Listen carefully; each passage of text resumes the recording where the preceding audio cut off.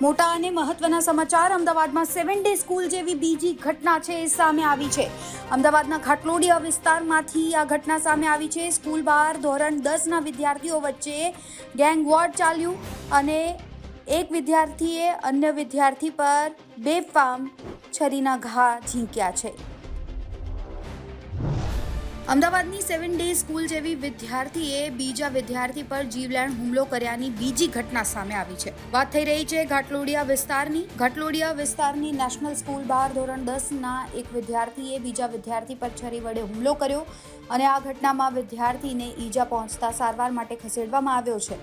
હુમલા પાછળ જૂનો ઝઘડો હોવાની પ્રાથમિક માહિતી મળી રહી છે। ઘટનાની જાણ થતાં જ ઘાટલોડિયા પોલીસ ઘટના સ્થળે પણ દોડી આવી છે।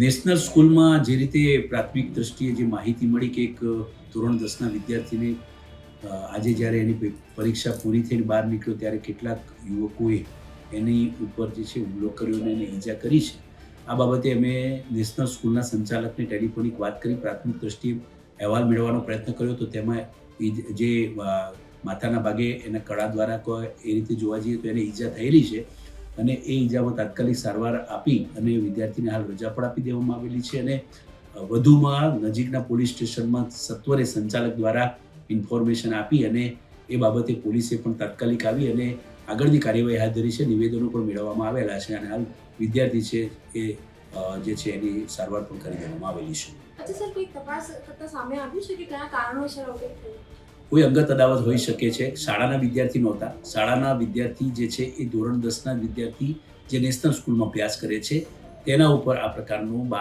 ગેટની બહાર કંઈક હુમલો થયો છે તેવી માહિતી મળેલી છે। અમે જે છે આનો અહેવાલ પણ માંગ્યો છે। આગળ વધુ સ્પષ્ટ ત્યારે થઈ શકશે જ્યારે વધારે અહેવાલ આવે ત્યારે ખ્યાલ આવશે।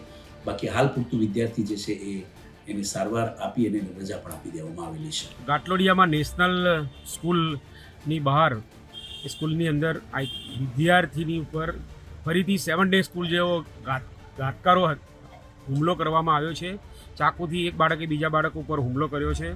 આવું ગુજરાતમાં અને અમદાવાદની સ્કૂલોમાં વધતું જ જાય છે અને માનસિક રીતે બાળકોને સ્કૂલનું ટોર્ચરિંગ હોય કે બીજું ટોર્ચરિંગ હોય તો બાળકો એકબીજાના ઘાતકી હથિયારોથી સ્કૂલમાં હથિયારો લાવતા થઈ ગયા છે બાળકો અને એક બાળક બીજા બાળક ઉપર ઘાતકી હથિયાર કરી રહ્યા છે અને બાળકો ચાકુથી જે હુમલો કરી રહ્યા છે એકબીજાના બાળકો ઉપર એ ખૂબ નિંદનીય છે। શિક્ષણ ખાતાએ ખરેખર હવે આ બાળકોના કન્સલ્ટિંગ ઉપર અને કાઉન્સેલિંગ ઉપર ખરેખર ધ્યાન રાખવું જોઈએ। ઓલ ગુજરાત વાલી મંડળ તરીકે નરેશ શાહ તરીકે તાત્કાલિક તમામ શિક્ષકો તમામ ટ્રસ્ટીઓએ બાળકોનું કાઉન્સેલિંગ જલ્દીથી કરવું જોઈએ અને આવા જે હુમલાઓ ચાકુઓથી થાય છે તેને રોકવા જોઈએ।